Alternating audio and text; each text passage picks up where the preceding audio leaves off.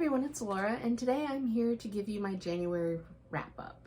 So this month was very unusual. I had different plans for what I was going to read, but I am still adjusting to switching my audiobook listening to Hoopla and Libby, and I thought I had been smart with Libby and scheduled my loans that I have on hold, 4 weeks out, 12 weeks out, whatever. And what ended up happening is a bunch of them came in at once ready to borrow, and so I would end up with like 5 audiobooks in a week. And I don't know how it is for people wherever you are and you have Libby, but at least for me, I have the New Hampshire Public Library and I only have 7 days to listen to a book once I borrow it. And so I was very happy that I heard from Gavin Reads It All, about him purchasing a card from the Queens Public Library in New York, because I did that as well. And so that kind of opened up my world, because I could only take out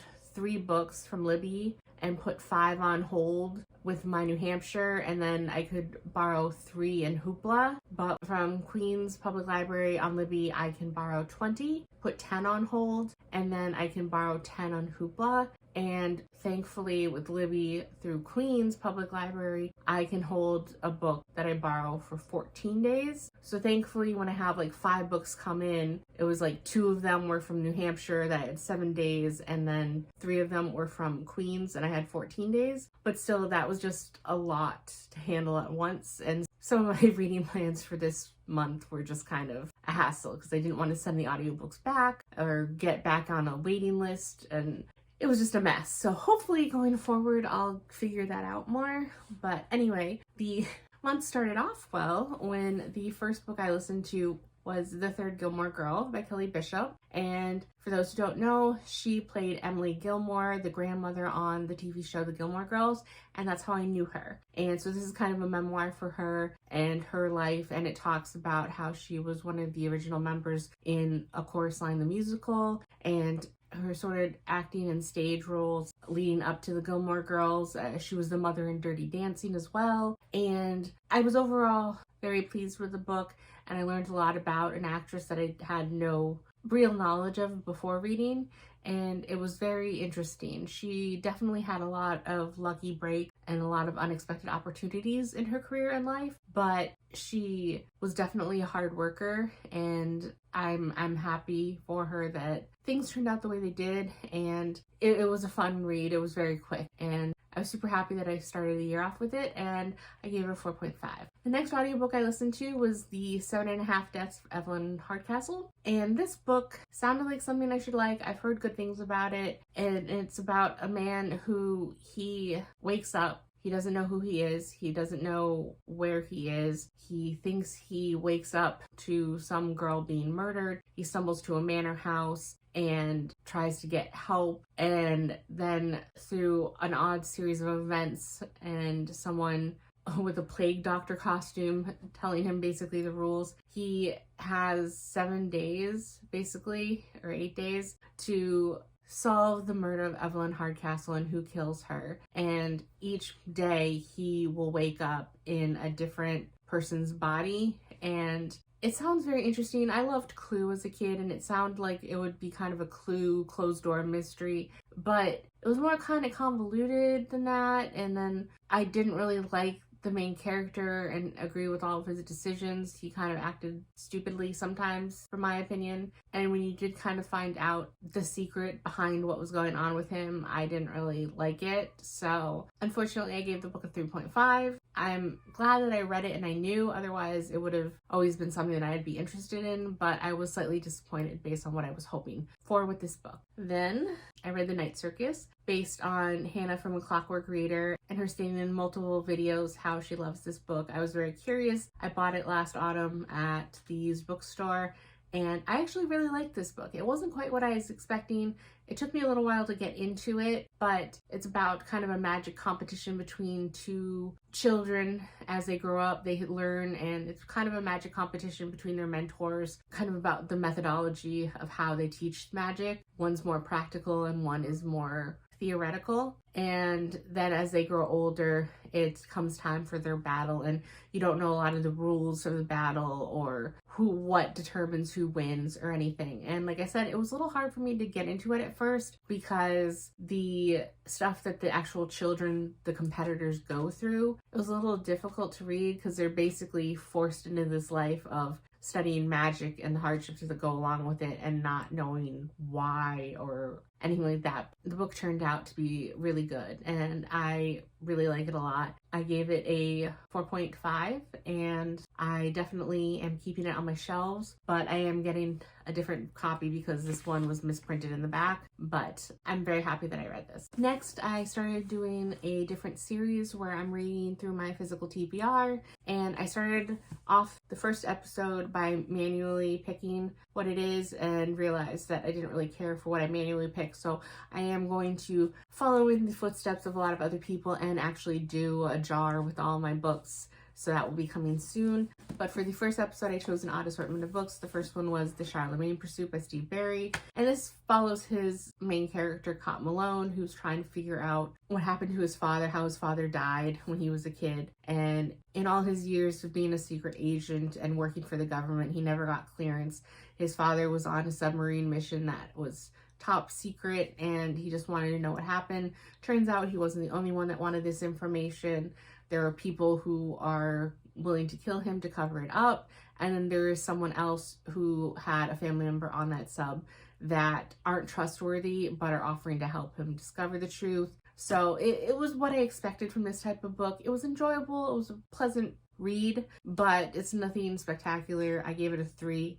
I am unhauling it. Hopefully someone else will enjoy it. Then I read The Girl Who Reads on the Metro, which sounded like something I would really enjoy. It was about this girl, Juliet, who she kind of has a dead-end job that she doesn't really like, but she definitely people watches on her train journey to work and is interested to see what people like to read and kind of comes up with scenarios in her head about them. She's an avid reader. The one time you kind of see her in her apartment, there are books everywhere. And on her way to work one day, she ends up stumbling into this random bookstore and she's hired as a passeur where she is supposed to be given books and then she's supposed to pass them out to who they belong to, not sell them or anything like that, but she's supposed to figure out who these books are supposed to be with. And it sounded like an interesting concept, but it was a very short book. It's only 172 pages and it was not what I hoped it would be. Things with the writing, I don't know, it was translated from French. I don't know if the translation was off or if that's how it was written in the original French. It just wasn't my cup of tea. And with some short books, people are able to build somewhat realistic relationships. It didn't seem like that. She seemed to get too close to certain people too fast, and things that were supposed to make you feel emotional didn't make me feel emotional, and I was sadly very disappointed with this book. I gave it a 3. I am also unhauling this one. Then I read The Warrior Heir, and this book I did not like. It was a young adult. It was the start of a series of, I believe, 5 books, and I also had the sequel, The Wizard Heir, and I made it 202 pages in and I DNF'd because I just didn't care. It was about this boy, Jack, who's 16 years old, and he always thought he had a health condition, but he forgot to take his medicine one day. He discovers that he feels really great, and it turns out he's a warrior, so he learns he's kind of this underground society that no one knows about where they're made up of enchanters, sorcerers, wizards, soothsayers, and warriors, and he's a warrior, and that's not a good thing. You don't want to be a warrior and what it means. So he starts training. He was supposed to be born a wizard. Long story. So they're trying to test him to see if he has any wizard ability. And then with all that going on, there's petty drama going on in his high school with soccer tryouts and then his ex-girlfriend and another girl in the class that he likes. And I'm just over it at this point. I'm too old for any of that. It does not interest me. And so I could not for the life of me get invested. And even though The Wizard Heir follows a different character, I'm assuming at some point, probably in book 4 or 5, maybe all of them will get together and do something. And I might like this main character more. I'm not interested. So I gave up halfway through this one and I am getting rid of these and hopefully passing them along to someone who will enjoy this sort of story. Then I've read Circe, and this after reading Ariadne in December, it has definitely further cemented in my mind that Greek retellings are really not for me, because I just find them absurdly depressing, because nothing seems to go right, especially if the character is a female. The gods just play with people according to their whims, and even Circe, who is of Titan lineage, is just treated very poorly by everyone around her. And even when there's kind of a hope for someone treating her nicely, it just never seemed to go well or last very long. And I'm glad I read it, because I always would have wanted to know, because I've seen a lot of people rave about this book, but I definitely just think that this type of book is not for me. So that's good to know going forward. I did give it a 4, but I am going to be unhauling this book. Then I read Dark Matter, which I was super excited, because this is one of the 25 books I want to read in 2025, because I really am hoping to get back into some sci-fi books, and this, I thought it was going to be something along the lines of Total Recall. It's not, but it was very interesting nonetheless. About a guy, Jason Dessen, and he was a scientist. He was a very promising student in school. I believe he got 2 PhDs, and then his girlfriend became pregnant, and they made the decision to settle down, start a family. He became a teacher at a local college. His wife, who also was a very promising artist, she ended up kind of doing her own thing and not pursuing greater fame with her work either. And so it was kind of about the concept of the path not taken and do you have any regrets. And he really comes face to face with that idea and is forced to confront any feelings he has on that when he is going home one evening and he is attacked, and the next thing he knows, he wakes up and he's surrounded by people in hazmat suits. He doesn't know who they are, but they're saying, welcome back, you've been gone for 14 months, and he's saying that he's a genius. They're happy that he's back, and they can't wait for him to tell them what he's seen and what he knows, and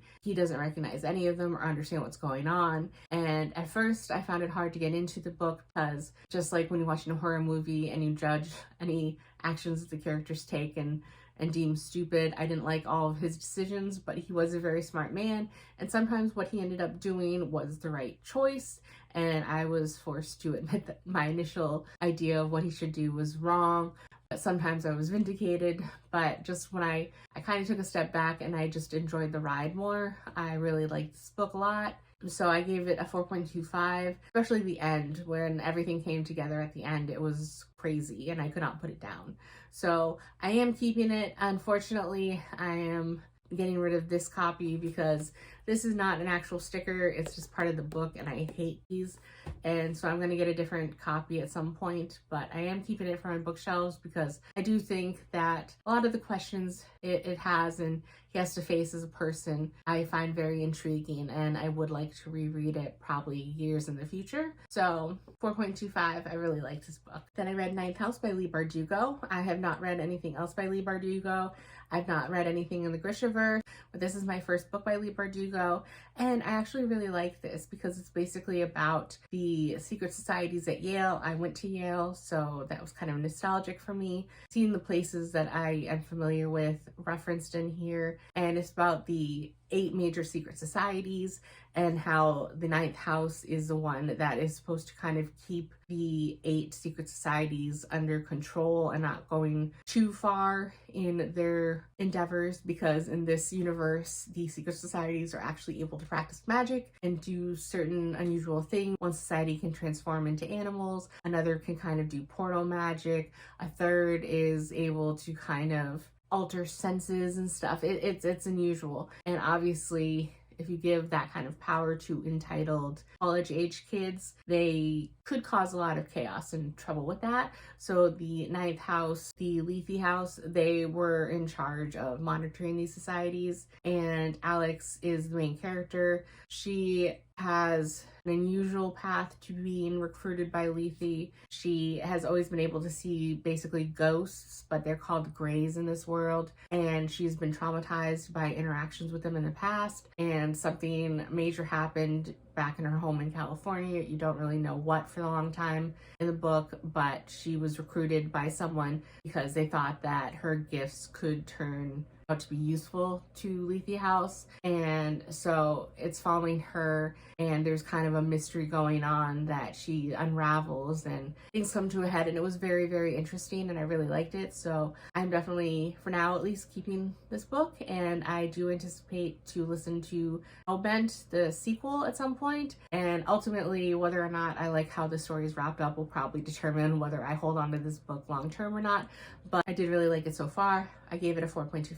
And then I continued on my journey in the Cosmere. I read Brandon Sanderson's first book, Elantris, and I liked it a lot. It was very interesting because it was basically about a world where there was a city of godlike beings. People revered them as gods. They never really claimed to be gods, but they were people that had been normal people when one day they just woke up and they were transformed into an Elantrian, and they had white hair, they kind of had glowing silvery skin, and they had the ability to do magical things that were almost miracles. They could heal people that no one else could heal.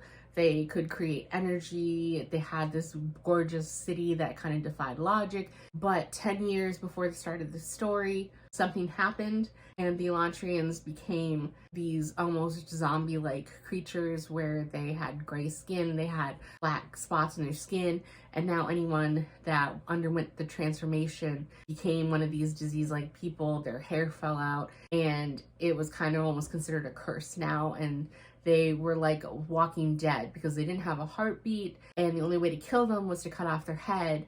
But they could sustain injuries, and the injuries never healed, and they just felt almost like a ravenous hunger, but nothing really seemed to help that. And so they were still basically chucked into Elantris, which was now a crumbling city, not what it once was. And so you follow through characters, the prince of the neighboring kingdom, who has woken up with this Riod, the sickness that made him one of these kind of undead people, and he was chucked into Elantris. And then his betrothed, Serene, who was on her way to come and marry him because unfortunately his transformation happened the day of his wedding. And so she, by their wedding contract, upon his death, because the general public didn't know that he had the sickness, so they just considered him dead. So per the contract, if he died, she's still considered married to him, and so she's a widow, and so she has to kind of undertake tasks, and so she kind of does what she can in this country to make it better. And then the third viewpoint is a religious leader, Hrathen, who is a Giorn in the religion that is basically trying to overrun the world and become the only religion. And so Serene tries to undermine his efforts, but he's trying to convert this entire nation. And so you follow them, and it was very interesting, and the concepts. The only thing that really ruined it for me is being in Hrathen's mindset. I didn't like reading from the perspective of any type of religious zealot. So I gave this book a 4.25, but I'm still really happy that I read it, and I do look forward to the potential sequels that will be coming in the next 2 years to see where Brandon Sanderson takes this world. Next, I read The 7-Year Slip, and I was worried because I've seen a lot of hype about this romance, and I try not to let that affect me too much, but obviously there's a certain level of expectation when a book has been hyped so much. But luckily, this book really did it for me. I really like this book a lot. And this is a book about Clementine, who inherited her aunt's apartment in New York City, and she was very close to her aunt. They went on all sorts of adventure across the world, and her aunt was almost a magnetic personality where she could make friends and make things happen and just draw people to her no matter where she went. And Clementine admired her, and she doesn't like to think of the apartment that she inherited as hers now, and she has so many fond memories of her aunt there. And when she was young, her aunt told her a story about how the apartment was magic, and she wholeheartedly believed it when she was young. As she got older, she didn't believe it anymore, but now the magic of the apartment works on her, and she's 29, and all of a sudden she's transported back 7 years in the apartment, and she interacts with her aunt's friend's son, who is staying there for a summer, and he is 24, I believe. And so she finds out that the apartment will not listen to any of her commands, that she is stuck in the past, only in the apartment. As soon as she actually exits the apartment in the hallway, it's current day. But that no matter how many times she opens and closes the front door, if the apartment wants her in the past, she's stuck in the past. And so at first, she's obviously very startled and scared about what's going on, but then she grows closer and she falls in love with Ewan. And then obviously that leads to a problem because while she's currently falling in love with him, 7 years has gone by for him. And so now he's 33. And so she's worried about if they will still connect in the current day or not. And I liked the story a lot and I was very pleasantly surprised. And while it wasn't perfect to me, I still really enjoyed it and I gave it a 4.5. Unfortunately, as you can probably see, the cover of my book has at some point been defaced. I didn't know when this happened, if I bought it like this from the used bookstore or not. I do want a copy for my shelf and I can't seem to get the markings off no matter what I do. So I will provide a different copy for my bookshelves. And as I was saying, with the audiobooks coming in, I basically started the second episode of reading through my physical TBR with Mortal Follies. And this one is basically following Mayless Mitchellmore, or May, and she seems to have been cursed somehow. They don't know if she was cursed by fairy or the fair folk or by a god. And so she tries to get help from her cousin and her close friend to figure out what's going on. And when all these unfortunate events are happening to her, she ends up running into the Duke, which is Lady Georgiana Londrake. And she unfortunately is considered in polite society almost a witch because in the span of about a year, she lost, I think, 3 brothers and her father. And so people assume that she had murdered them all. And so she is reluctant to be too close to anybody and thinks that it could be dangerous for them. But she seems to have some knowledge of what could be causing the curse for May. And through their interactions, May realizes that she has actual romantic feelings for Lady Georgiana, and while Lady Georgiana does reciprocate some of the feelings, that she doesn't want to actually enter into a relationship with them. And this book was somewhat disappointing for me. I ended up giving it a 3.25. Parts of it didn't make sense to me. It was very insta-lovey, and I just didn't really fully believe in the romance or root for the pairing, actually. So that kind of hindered my enjoyment of it. But 3.25, I will be unhauling this. Then the next book is A Curse So Dark and Lonely. And I didn't realize until I started listening to the audiobook, this is a Beauty and the Beast retelling. And in this version, Ren is the prince, and he was basically first to relive a season. So I believe they kind of treat it like a season is 3 months. So he's first to repeat this and try with a new girl every season to find someone to fall in love with him. And he eventually, as the season progresses, is closer and closer to turning into a monster. So he doesn't start off like Beauty and the Beast where he is a monster. He becomes a monster later on in the season. But over the course of many seasons, I believe at the start of the story, they said that he's been through 327 seasons, which would be a long time if you actually worked it out time-wise. But they obviously tried at certain points to kill him, or he killed himself, or things happen. So some of the seasons were started earlier than the 3 months, or restarted before the 3 months had fully played out.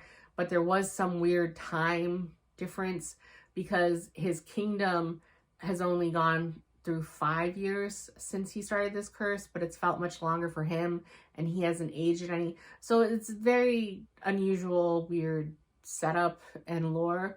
But basically, he, like Beauty and the Beast, he was an arrogant womanizer almost when he was younger. He ended up taking a woman to his bed one night for a one-night stand. When she discovered he didn't want more, turns out she was an enchantress, Lilith, and she is evil and cursed him like this. And so then he, over the seasons, anyone that he has killed, especially as a monster, doesn't resurrect in the next time loop. So unfortunately, a lot of people around him have died. And so he's just left with Gray as the Knight Commander of the palace forces as his basically sole companion, and Gray is the only one that has the ability to find girls to come and hopefully fall in love with Ren.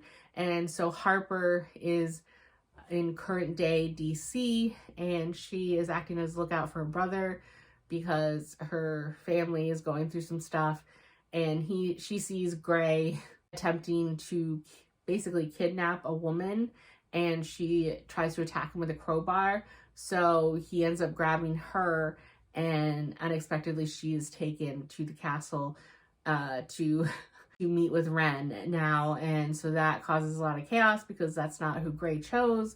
But, you know, turns out she might just be the right girl to do it. And she has cerebral palsy, which I like representation. Unfortunately, I'm not 100% familiar with the disease, so I don't know if the representation is truly good. It seemed good to me, but I could be wrong. But this book was good for what it was, but I wasn't blown away. And the way that the book ended, it's clear I wasn't aware that this was part of a series when I started this. I'm not going to continue on to see what happens further in the series. There's enough that happened in this book that I'm okay with just ending it here. I gave it a 3.25. It was enjoyable to read, but yeah, I'm going to get rid of it and pass it along to someone else. And then at the end of the month, I started to read The Lies of Locke Lamora because, again, the audiobook came up on Libby. And this book, I ended up DNFing this book at page 242, but in this case, it's only going to be a soft DNF because this book is about Locke Lamora, and he is the current head of the Gentlemen Bastards, and they are kind of the elite group of thieves, and they pull off very high-level schemes, and I should like this book. It reminds me a lot of Ocean's 11, where they have a specialized crew of people, and nothing is ever what it seems at face value, and there's different levels of the scheme and the plans, and then there is woven into this book is a different timeline where you see Locke Lamora as an infant and as he grows up and kind of gains the skills to be where he is today and with the skills of the thief that he has now. And so it should be really interesting to me. It is the sort of story that I would like, and I should like it, but at least I think I might be going into a reading slump or something because it was dragging on. This book is 624 pages, and I don't feel like I'm giving it a fair chance. So that's why I'm soft DNFing, because it's not working for me right now. I do think if I was in a different mindset, I would really enjoy this book, and I want to give it a fair chance. So I'm just going to put it on hold for now, but I did read 242 pages of it this month, so I thought I would mention it. So overall, here are the stats for the month. This was obviously a very heavy audiobook month and tandem reading month where I would listen to the audiobook and read at the same time. I attempted to read 14 books. I have the DNF of The Warrior Heir and then the soft DNF of Lies of Locke Lamora. In that 14, I read 5,292 pages. So those are the stats for the month of January.